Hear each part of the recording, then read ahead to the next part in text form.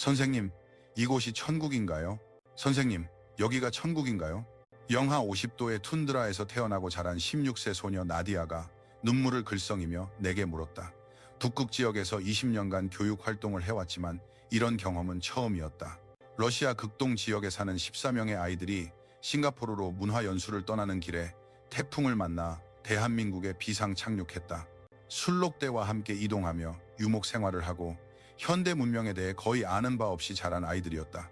이 순수한 아이들이 세계적인 반도체 강국이자 정신이 넘치는 도시 서울에 발을 디딘 순간부터 상상을 초월하는 놀라운 일들이 펼쳐지기 시작했다. 하늘을 찌를 듯한 마천루와 보석처럼 반짝이는 야경에 압도당하고 빛나는 상자 같은 지하철을 처음 타보고 인파로 가득한 명동거리에서 길을 잃었을 때 한국인들이 보여준 따뜻한 마음. 이렇게 발전된 사회가 있다는 것도 몰랐지만 가장 놀라운 것은 이토록 발전된 문명 속에서 사람들의 마음이 이렇게 따뜻하다는 사실이에요. 17세 소년 알반이 모국어로 한 이 말은 통역을 통해 내 마음을 깊이 울렸다. 대체 아이들은 서울에서 무엇을 본 것일까? 문명에 대해 무지했던 14명의 원주민 청소년들은 왜 대한민국을 마음의 고향이라 부르게 되었을까? 20년 경력의 극지교육 전문가가 직접 목격한 문명과 자연, 전통과 혁신, 그리고 사랑이 빚어낸 72시간의 기적. 지금부터 그 이야기를 들려드리겠다. 시작하기에 앞서 좋아요와 구독을 눌러주신다면 이런 따뜻한 이야기를 계속 나누는데 큰 힘이 될 것이다. 안녕하세요. 저는 안나 코발레바입니다. 러시아 극북 지역에서 네네츠족을 비롯한 원주민들의 교육 지원 활동을 20년째 하고 있습니다. 지난 여름 인천국제공항에서의 경험은 제 인생에서 가장 깊고 아름다운 기억으로 마음에 새겨져 있습니다. 그날 저와 함께한 아이들은 아주 특별했다. 야말 반도의 툰드라에서 전통적인 유목 생활을 하는 네네츠족 아이 8명과 사하공화국의 타이가 지대에서 생활하는 에벤키족 아이 6명, 총 14명이었다. 나이는 14세에서 17세 사이로 모두 자신의 고향을 떠나본 적이 없는 아이들이었다. 나디아 젤리 16세는 야말 반도 끝자락의 술록 유목민 가정에서 태어났다. 그녀의 세상은 하얀 설원과 맑은 하늘, 그리고 수천 마리의 술록이 전부였다. 춤이라 불리는 전통 텐트에서 전기나 수도 없이 현대 문명의 이기와는 거리가 먼 삶을 살아왔다. 알반 보야코프, 17세는 에벤키족 사냥꾼의 아들이다. 아버지는 곰과 담비를 사냥하고 어머니는 자작나무 껍질로 아름다운 공예품을 만드는 명인이었다. 숲에서의 사냥과 대대로 전해 내려오는 전통 생활 기술을 배우는 것이 그의 일상이었다. 올간 야루 25세는 북극해를 마주한 작은 마을에서 태어났다. 그녀의 가족은 전통적인 물개 사냥으로 생계를 유지했고 그녀 자신도 얼음 위에서의 생존 기술에 능숙했다. 여름에도 기온이 10도를 넘기 힘든 척박한 환경에서 자연과 조화를 이루며 살아왔다. 이 아이들의 공통점은 현대 문명에 대해 거의 아는 것이 없다는 점이었다. 텔레비전을 본 적 없는 아이도 있었고 1년 동안 자동차를 실제로 본 횟수가 손에 꼽히는 아이도 있었다. 인터넷이나 스마트폰의 존재는 물론 전기가 있는 삶이 어떤 것인지 상상조차 할 수 없었다. 이번 여행은 러시아 정부와 동남아 국가들의 문화 교류 프로그램의 일환으로 기획되었다. 원래 계획은 싱가포르와 말레이시아를 방문하는 것이었다. 하지만 태평양 상공에서 예상치 못한 상황이 발생했다. 강력한 태풍이 필리핀 주변 지역을 강타하면서 동남아 지역의 공항 대부분이 폐쇄된 것이다. 기장의 설명에 따르면 우리는 가장 안전한 대체 공항인 대한민국 인천국제공항으로 향할 것이라고 했다. 아이들은 혼란에 빠졌다. 대한민국이라는 곳에 대해 아는 아이는 거의 없었다. 몇몇 아이들은 불안감에 울음을 터뜨렸다. 그곳은 어떤 곳이에요? 안전한가요? 우리를 받아줄까요? 누구도 답을 알지 못했다. 나 역시 걱정이 앞섰다. 지금까지 극지 문화권밖에 모르던 아이들이 동아시아의 현대 사회와 마주했을 때 받게 될 문화 충격이 우려되었다. 자정이 가까운 시각, 우리가 탄 비행기는 인천국제공항에 착륙했다. 창밖의 풍경은 아이들의 상상을 완전히 뛰어넘는 것이었다. 공항 시설은 수많은 불빛에 둘러싸여 마치 별들이 땅에 내려앉은 듯했다. 꿈을 꾸고 있는 건가요? 나디아가 내게 물었다. 이렇게 아름다운 곳이 있다니 믿을 수가 없어요. 그녀는 작은 목소리로 속삭였다. 터미널에 들어선 순간 아이들은 모두 말을 잃었다. 높은 천장, 푸른 식물로 가득한 실내 정원, 그리고 깊은 밤에도 완벽하게 작동하는 모든 시설. 올가는 조심스럽게 바닥을 만져보며 중얼거렸다. 이렇게 매끄러운 얼음이 있다니. 그녀에게는 잘 닦인 대리석 바닥이 얼음처럼 보였던 것이다. 입국 심사대에서 첫 번째 놀라움이 우리를 기다리고 있었다. 갑작스럽게 14명의 원주민 아이들이 도착했음에도 불구하고 공항 직원들은 조금도 당황하지 않고 한국인 특유의 친절함과 효율성으로 대응했다. 뿐만 아니라 우리가 특별한 보살핌이 필요한 여행객임을 알고는 러시아어를 할 줄 아는 지상 근무 직원을 찾아주었다. 김 선생님이라는 이름의 여성 통역사는 우리가 북극에서 온 원주민이라는 사실을 알고는 유난히 따뜻하게 우리를 챙겨주었다. 그녀는 아이들의 민족 의상을 보며 정말 아름다워요 라고 칭찬해 주었고, 대한민국 역시 다양한 문화를 가진 사람들이 함께 사는 곳이라며 아이들의 불안을 덜어주려 노력했다. 가장 인상 깊었던 것은 김 선생님이 아이들 한 명 한 명의 이름을 외우려고 노력했다는 점이다. 그녀는 나디아, 알반, 올가를 정확하게 발음했고 그들에게 각 민족의 인사말을 배우기도 했다. 아이들은 자신들의 문화가 존중받는다고 느끼며 긴장이 풀리는 듯했다. 수화물을 찾을 때 알바는 자신의 거대한 술록 가죽 가방을 걱정하고 있었다. 한 직원이 그의 모습을 보고는 특별히 그의 짐을 빨리 확인할 수 있도록 조치해주며 문제 없어요, 걱정 말아요 라며 웃어 보였다. 공항에서 호텔로 가는 버스 안에서 아이들의 세계관은 거대한 전환을 맞이하기 시작했다. 버스가 인천대교를 지날 때 차창 밖으로 보이는 야경은 그들에게는 그야말로 다른 세계였다. 멀리서 반짝이는 불빛들, 끝없이 이어진 자동차 행렬, 그리고 저 멀리 희미하게 보이는 서울의 고층 빌딩들. 나디아는 창문에 얼굴을 바싹 대고 밖을 바라보며 떨리는 목소리로 물었다. 이렇게 많은 사람들이 다 여기에 살고 있는 건가요? 그녀의 고향에서는 수십 킬로미터를 가도 다른 집을 만나지 못할 때도 있었다. 버스가 한강을 지나 여의도의 63빌딩 근처를 지날 때 황금빛으로 빛나는 웅장한 건물을 보자 올가는 나지막이 노래를 부르기 시작했다. 그것은 그들의 민족이 아름다운 것을 보았을 때 감사를 표하는 전통 노래였다. 이렇게 아름다운 궁전을 지을 수 있는 사람들은 마음도 분명 아름다울 거예요. 그녀가 말했다. 강남 근처의 호텔에 도착했을 때 아이들은 다시 한번 놀랐다. 건물의 높이, 휘황찬란한 LED 간판, 그리고 깊은 밤에도 활기가 넘치는 사람들. 알바는 감탄하며 말했다. 우리 마을에서는 밤이 되면 칠흑 같은 어둠뿐인데 이곳의 밤은 나처럼 환하네요. 호텔에서 체크인을 할 때 프런트 직원의 세심한 배려에 우리는 깊은 감동을 받았다. 이것이 바로 말로만 듣던 한국의 정칭인가. 그들은 육식을 주로 하는 우리의 식습관에 맞춰 조식 메뉴를 조정해 주었고 방의 온돌 난방 설정에 대해 특별히 설명해 주었다. 방에 들어서자 모든 현대적인 설비가 그들에게는 경이로움 그 자체였다. 나디아는 수도꼭지에서 투명한 물이 나오는 것에 놀라워하며 말했다. 이렇게 깨끗한 물을 마음껏 쓸 수 있다니 정말 꿈만 같아요. 그날 밤 아이들은 너무나 많은 새로운 경험에 흥분하여 잠을 이루지 못했다. 다음날 새벽 몇몇 아이들이 일찍 잠에서 깼다. 올가가 배가 고프다고 하자 우리는 아침 식사를 할 곳을 찾아보기로 했다. 호텔 프런트에 문의하자 그들은 근처에 24시간 영업하는 전통 순두부찌개 집이 있다며 열정적으로 추천해 주었다. 직원은 우리를 위해 약도까지 그려주었고 그 세심함에 우리는 다시 한번 감동했다. 새벽 6시 서울의 거리를 걷는 것은 아이들에게 새로운 발견의 연속이었다. 거리는 이미 활기로 가득했다. 버스 기사들, 오토바이로 출근하는 사람들, 공원에서 체조를 하는 어르신들. 그들의 고향에서 새벽은 신성한 정적의 시간이었지만 이곳은 삶이라는 이름의 열기로 가득했다. 식당에 들어서자 뜨거운 김과 구수한 된장 냄새가 우리를 맞았다. 아이들은 쭈뼛거리며 자리에 앉았다. 식당 아주머니는 우리가 외국인인 것을 알아보고는 말이 통하지 않음에도 매우 친절하게 손짓 발짓으로 우리를 안내했다. 곧이어 사장님이 나왔는데 그는 놀랍게도 번역 앱을 이용해 우리와 소통하며 북극에서 온 우리에게 큰 관심을 보였다. 사장님은 맵지 않은 순두부와 소불고기를 추천했다. 그는 번역기를 통해 웃으며 말했다. 술록고기는 없지만 한국의 소고기 요리는 세계 최고랍니다. 음식이 나왔을 때 아이들의 눈이 휘둥그레졌다. 뚝배기에서 보글보글 끓는 찌개는 그 자체로 하나의 예술작품 같았다. 나디아는 너무 예뻐서 먹기 아까워요라며 감탄했다. 첫 숟갈을 뜬 순간 아이들의 표정이 변했다.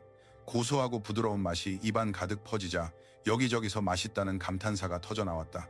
알바는 행복한 표정으로 말했다. 우리 고기 요리와는 전혀 다르지만 따뜻해서 정말 좋아요. 식사 중에 가장 감동적인 일이 일어났다. 옆 테이블에 있던 한 한국인 가족의 어머니가 우리에게 말을 걸어왔다. 옷이 정말 특이하고 예쁘네요. 그녀는 우리가 어디에서 왔는지 물었다. 내가 러시아 극지방에서 왔다고 대답하자 그 어머니는 눈을 반짝이며 와, 한국에 오신 것을 환영해요 라고 말했다. 그리고는 초등학생 딸에게 세상에는 다양한 사람들이 살고 있다는 것을 상냥하게 설명해 주었다. 그 작은 여자아이가 나디아 앞으로 다가와 말했다. 언니, 옷 정말 예뻐요. 나디아는 수줍게 할머니가 만들어 주셨어요. 라고 대답했다.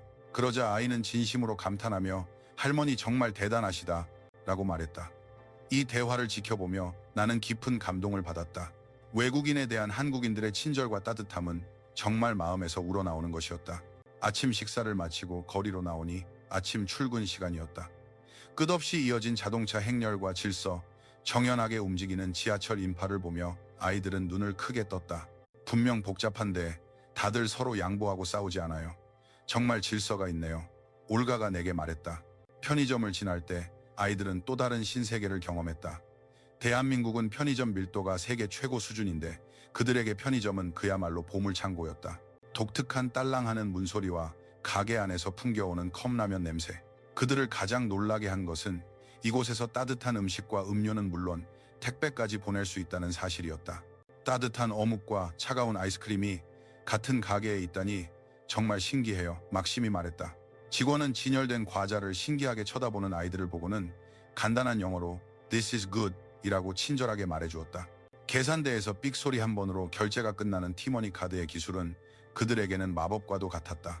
오전에는 서울숲을 방문했다.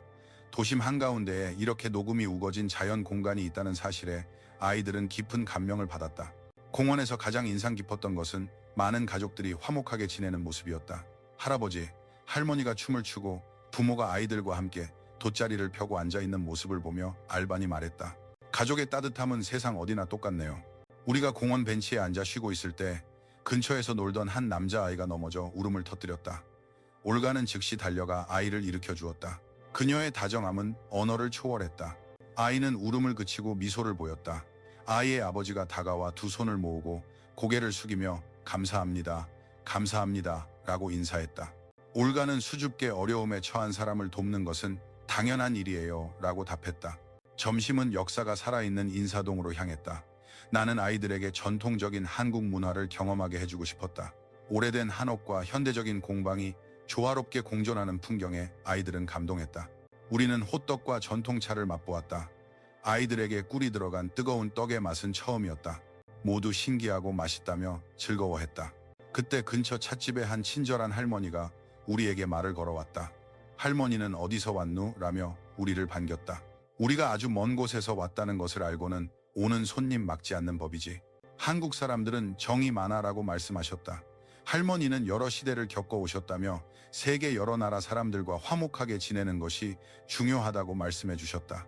그리고는 아이들 손에 사탕 한 움큼을 쥐어주시며 이거 먹고 힘내라고 따뜻하게 말해주셨다. 오후에는 서울역 주변으로 향했다.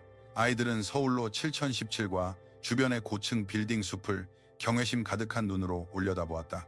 고전과 현대가 융합된 서울역의 건축물도 인상 깊었다. 서울 지하철을 타는 것 또한 중대한 경험이었다. 지금까지의 교통수단은 술록 썰매나 스노모빌이 전부였던 아이들에게 깨끗하고 밝은 지하철은 믿기 힘든 교통수단이었다. 한 번에 이렇게 많은 사람이 이렇게 조용하고 부드럽게 움직이다니. 올가는 눈을 반짝이며 말했다. 지하철의 경로석 문화도 그들에게 감동을 주었다. 젊은이들이 노인에게 자리를 양보하는 모습을 보고 나디아가 말했다. 이곳 사람들은 정말 서로를 배려할 줄 아네요. 저녁에는 명동에 도착했다. 이곳의 인파는 그들의 상상을 완전히 초월했다. 보행자 거리를 가득 메운 젊은이들과 관광객들을 보고 알바는 마치 인간의 강 같아요 라고 표현했다. 그런데 이 혼잡함 속에서 길을 잃는 사고가 발생했다. 15세 올가가 인파 속에서 흩어진 것이다. 우리는 황급히 사방을 찾아 헤맸다. 약 30분 후 한 한국인 대학생이 올가를 데리고 돌아왔다. 그의 말에 따르면 울고 있는 올가를 보고 말이 통하지 않았지만 번역 앱을 이용해 상황을 파악했다고 한다. 그리고는 바나나 맛 우유를 사주며 그녀를 진정시키고 근처 파출소로 데려갔다. 파출소의 경찰관은 매우 친절했고 올가에게 과자를 주며 달래주었다. 올가는 눈물을 흘리며 말했다. 길을 잃어서 너무 무서웠지만 정말 많은 한국 사람들이 멈춰서서 도움이 필요한지 물어봐줬어요. 그들은 마치 진짜 가족처럼 저를 걱정해줬어요. 경찰관은 우리가 다시 만난 것을 확인한 후 웃으며 비상 연락처가 적힌 작은 카드를 건네주었다. 한국에서는 어려울 때 경찰을 찾으면 돼요. 걱정 마세요. 그날 밤 호텔로 돌아와 아이들과 하루의 경험에 대해 이야기했다. 모두가 이제껏 느껴보지 못한 따뜻함을 느꼈다고 말했다. 누군가가 우리를 이렇게 진심으로 걱정해 줄 거라고는 상상도 못했어요. 알반이 말했다. 16세의 나디아가 내게 말했다. 선생님, 저희는 문명이라는 단어를 오해하고 있었어요. 저는 문명이란 높은 건물과 기계라고만 생각했어요. 하지만 진짜 문명은 사람 마음의 따뜻함이었어요. 이 서울이라는 도시에서는 사람들의 마음이야말로 가장 진보된 문명이에요. 다음 날은 마지막 날이었다. 오전에는 롯데월드타워를 방문하고 오후에 공항으로 갈 예정이었다. 아침 식사 때 아이들의 표정은 무거웠다. 한국을 떠나고 싶지 않은 마음이 역력했다. 롯데월드타워 전망대에서 내려다본 경치는 아이들에게 인생을 바꾸는 경험이 되었다. 123층에서 내려다본 서울 분지는 그들의 세계관을 완전히 바꾸어 놓았다. 이렇게 넓은 세상이 있는 줄 몰랐어요. 산과 강, 도시가 이렇게 가까이 있다니. 막심이 떨리는 목소리로 말했다. 전망대에서 나디아는 내게 말했다. 선생님, 우리 고향의 설원은 정말 아름다워요. 하지만 여기서 보는 서울도 똑같이 아름다워요. 아름다움에는 여러 가지 형태가 있고 어떤 아름다움이든 사람의 마음이 만들어낸다는 것을 깨달았어요. 점심은 잠실의 한 한정식 식당에서 마지막 식사를 했다. 식사 중 옆 테이블의 한 노신사가 우리에게 말을 걸어왔다. 그는 젊었을 때 국제무역을 해서 러시아가 낯설지 않다고 했다. 그리고 이렇게 말했다. 여러분 같은 젊은이들이 한국에 온 것은 하나의 인연입니다. 그 신사는 마지막으로 한국에서 가장 아름다운 풍경은 사람입니다. 여러분이 그 마음을 느끼고 가길 바랍니다. 라고 말하며 아이들 한 명 한 명과 악수를 나누었다. 올가는 눈물을 글썽이며 약속했다. 저희도 반드시 한국의 마음을 고향으로 가져갈게요. 점심 식사 후 드디어 공항으로 가야 할 시간이 되었다. 호텔을 떠날 때 아이들은 모두 울었다. 그들에게 인생에서 처음으로 문명의 따뜻함을 느끼게 해준 이곳을 떠나는 것은 견디기 힘든 일이었다. 인천공항으로 가는 길, 아이들은 창밖의 푸른 산과 도시 풍경을 눈에 담았다. 나는 그들이 각자의 모국어로 안녕, 한국, 고마워, 한국이라고 속삭이는 소리를 들었다. 알반이 말했다. 저는 꼭 다시 돌아올 거예요. 다음에는 설악산이나 동해 바다를 보고 싶어요. 인천공항에 도착해서도 아이들의 감동은 계속되었다. 탑승 수속을 할 때 항공사 지상 근무 직원들은 마지막까지 따뜻하게 우리를 배웅해 주었다. 또 놀러 오세요. 라며 손을 흔들어주는 그 말 한마디에 아이들은 깊이 감동했다. 대합실에서 기다리며 아이들은 한국에서 찍은 사진들을 넘겨보았다. 가족들에게 꼭 보여주고 한국에 대해 이야기해 줄 거예요. 나디아가 말했다. 저는 장래에 꼭 한국에 다시 돌아와서 이번에는 제가 한국 사람들에게 우리 문화를 소개해 줄 거예요. 알반이 말했다. 비행기가 이륙하고 창 아래로 대한민국의 윤곽이 점점 멀어지자 올가가 내게 말했다. 선생님, 제 인생이 바뀌었어요. 문명이 무엇인지, 인간이 무엇인지 이해하게 됐어요. 이제부터 저는 고향 사람들에게 문명의 진짜 의미를 전하고 싶어요. 기술이 아니라 마음의 문명을요. 귀국 후 아이들에게는 큰 변화가 생겼다. 고향에서도 사람들에게 더욱 친절해졌고 바깥 세상과의 연결을 소중히 여기기 시작했다. 그들은 열심히 공부했고 한국어를 배우고 싶다는 아이들이 속출했다. 가장 놀라운 것은 그들이 고향의 전통 문화를 더욱 소중히 여기게 되었다는 점이다. 한국에서 전통 한옥과 현대적인 빌딩이 조화롭게 공존하는 모습을 보고 자신들 문화의 가치를 재인식하게 된 것이다. 나디아는 할머니에게 술록 가죽으로 옷을 만드는 기술을 더욱 열심히 배우기 시작했다. 북극 지역의 사람들도 아이들의 변화를 눈치챘다. 많은 사람들이 한국에서 무슨 일이 있었던 거냐고 물었다. 나는 솔직하게 대답했다. 아이들은 사람 마음의 따뜻함과 정을 배워왔습니다. 반년 후 놀라운 소식이 전해졌다.